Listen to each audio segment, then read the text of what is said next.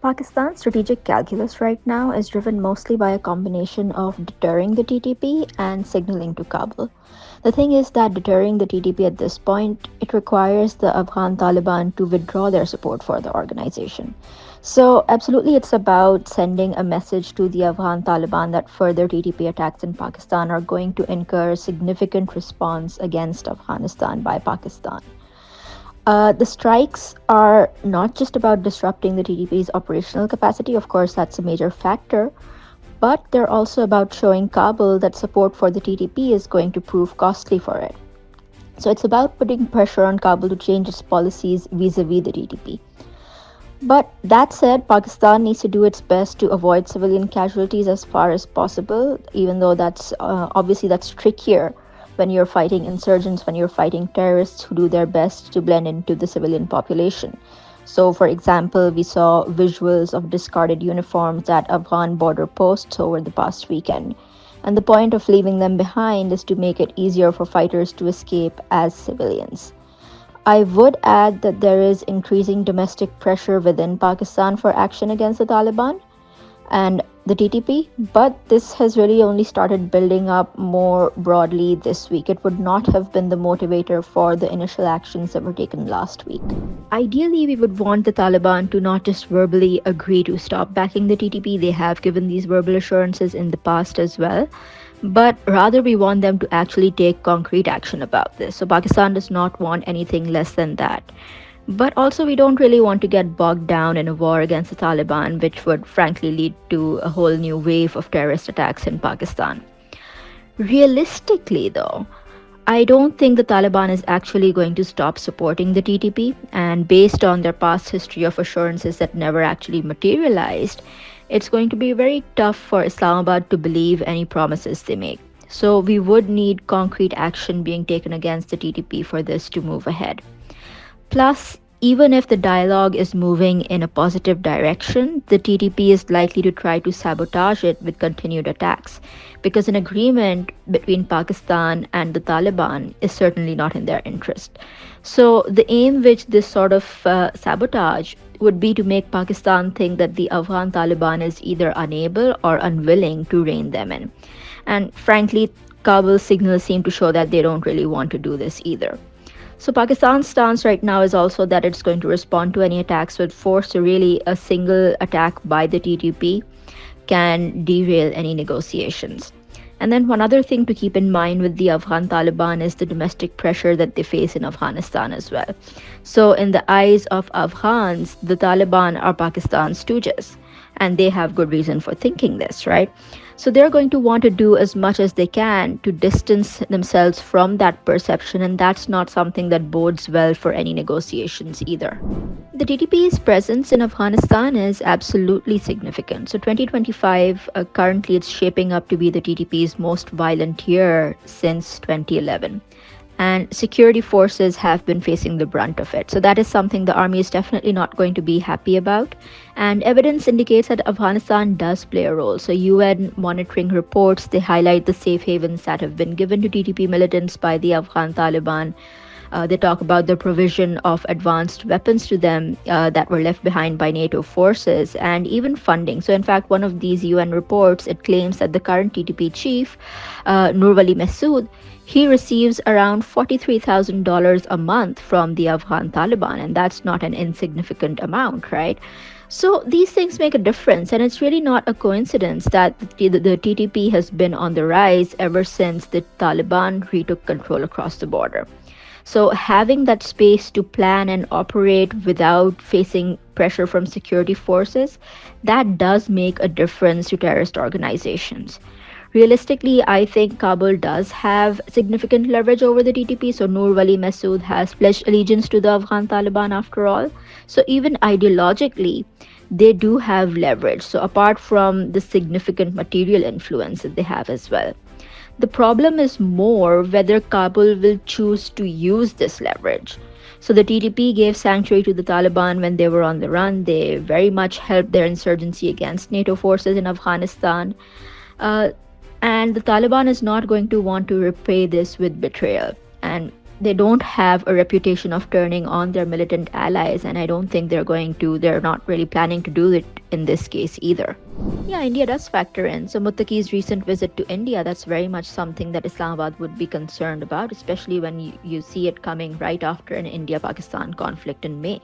Now, obviously, we can see that relations between New Delhi and Kabul are on the mend, and Pakistan's big concern about that is going to be getting stuck between hostile neighbors on both its eastern and western borders. That's not something that would be acceptable to Islamabad at all. So this chance of coordinated attacks from both sides, that would very much be a worry right now. Pakistan does want to send Kabul the message that this is not something it would tolerate, and I don't think it's a coincidence that last week's strikes happened right when Muttaqi was in India. But I do want to point out that Pakistan has carried out strikes in Afghanistan earlier as well. So India is not the only factor at play. The TTP's activities have been a major bone of contention between Islamabad and Kabul for a few years now. And I think sooner or later Pakistan would have taken action in any case, whether or not India was involved. Apart from civilian casualties that are going to occur on both sides, where of course we're already hearing about civilians being evacuated from border areas as well. And of course, Pakistan is doubling down on expelling Afghan refugees from the country. So it's shutting down refugee camps in Khyber Pakhtunkhwa. It's really, the government is cracking down on any illegal Afghan refugees that are still in Pakistan. Now, that does make sense from a strategic perspective. So keep in mind that the TTP is known to use Afghans as part of its operations. Plus also the fact that both the TTP and the Taliban are likely to have cells of bombers embedded within Pakistan. So neither of them fight their wars conventionally. Their responses to Pakistani strikes are going to be in the form of terrorist attacks. So the crackdown on refugees would be linked to this. But of course, the majority of refugees are not involved in terrorist activities, and for them, this expulsion is going to have massive humanitarian impacts.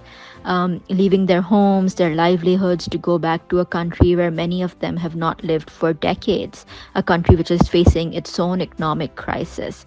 That is going to leave them extremely vulnerable, and it will increase resentment against Pakistan across the border. Okay, so joint action right now doesn't seem to be on the menu as such. We're not really at a point where the two countries are really going to be cooperating as such. And well, as far as Afghanistan is concerned, I would say that they need to stop supporting the TTP. That is the action that they need to take. But they don't think that way, and that is the root of the current problem anyway. So for them, it is more that they want to be able to use the TTP as a proxy. So they don't really have any reason to give the TTP up right now. So Pakistan's priority needs to be its security. We cannot risk allowing the TTP to regain the power that it used to have. So for that, if we need to take a tougher stance against Afghanistan, well, then that is what we have to do. We've tried diplomatic avenues, we've tried trade. They have not really budged on their position. So the problem is that a full-blown war is not going to be in our interests either. We have military superiority, of course, but we also know that the Taliban do not fight on the battlefield. Now, the difference for them right now as compared to a few years ago would be that they hold the government in Kabul. They're not going to want to give that up to spend years fighting in the shadows again. So Pakistan's strategy is going to have to be about balancing the line in terms of putting pressure on them. So not all-out war, not regime change, but enough pressure to make them rethink their support for the TTP. So I think precision strikes on TTP targets in Afghanistan, they are actually the way to go in terms of putting pressure on both the Taliban and on the TTP. But those strikes need to be teamed up with evidence-based justifications on our end. They need to be teamed up with at least an attempt to not take civilian lives. We need to prove that the TTP has presence across the border, and that is what we are striking at. We're not just striking at civilian targets. International actors like China, like the Saudis, they can also play a role in getting Kabul to shift course. So, pile on the pressure diplomatically, make them offers of development assistance, trade agreements, maybe even recognition if they clean up their act. So no one really wants to see an Afghanistan that is at war again. whether it's civil war, whether it's war across the border. No one wants that. Another thing that Pakistan also needs to think about is the domestic response to any action that is taken against the Taliban. So, this is an organization that does have significant support from Pakistanis who see Taliban fighters as holy warriors doing jihad for Islam. That is a view that has been cultivated here by the state itself in the past. And the state now needs to take responsibility for it by changing the narrative, by getting rid of any sympathy for such organizations. Until that happens, any action against the Taliban is going to lead to a backlash within Pakistan itself, the sort of backlash that actually led to the creation of the TTP in the first place.